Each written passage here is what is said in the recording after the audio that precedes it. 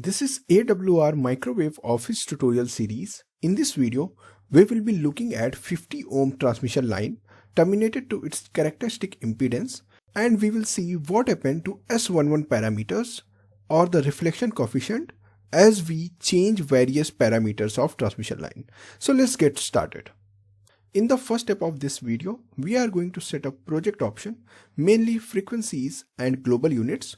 To do that, we'll open AWR design environment. We'll double click over project options.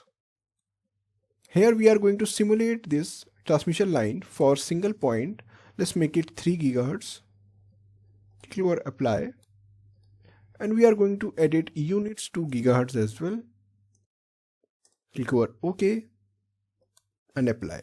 After setting up the project option, in the next step, we are going to create a new schematic. To do that, we'll go to circuit schematic, right click, click over new schematic. We are going to name it transmission line 1 and click over create button.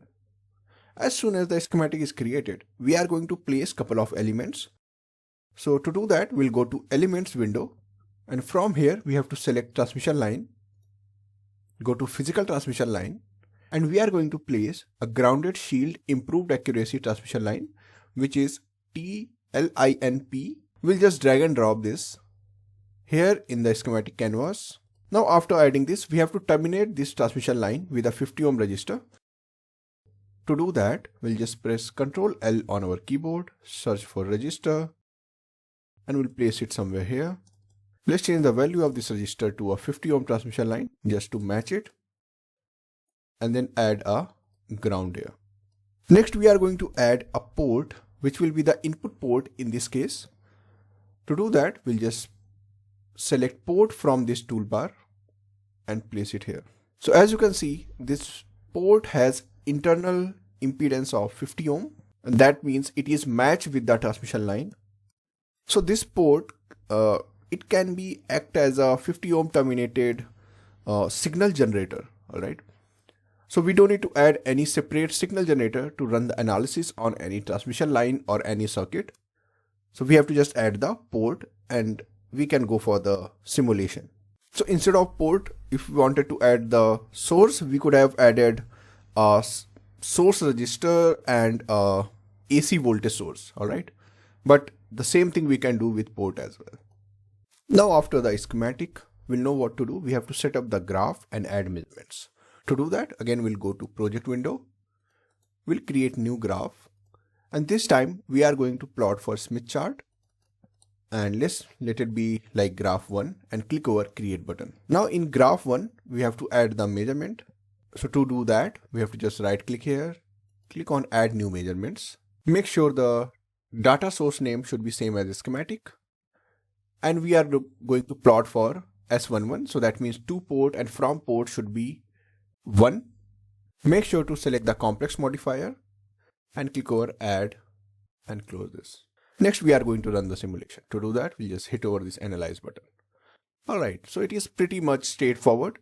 So from this simulation, what we have to understand, since the input impedance is 50 ohm, output is also terminated to 50 ohm. So there is no mismatch and no reflection at the moment. So that's why we can clearly see this pointer is at 50 ohm. Now we can clearly add the marker at this point. Now to validate that, we have already added this marker. Here we can clearly see at 3 GHz the frequency, which is sort of fixed in this case. We have real and imaginary value. We are going to just edit that. Go to markers tab, and here you have to select the magnitude and angle, impedance, and we are going to denormalize it to 50 ohms. Click over apply and OK. So we can clearly see the Z magnitude is 50 ohm.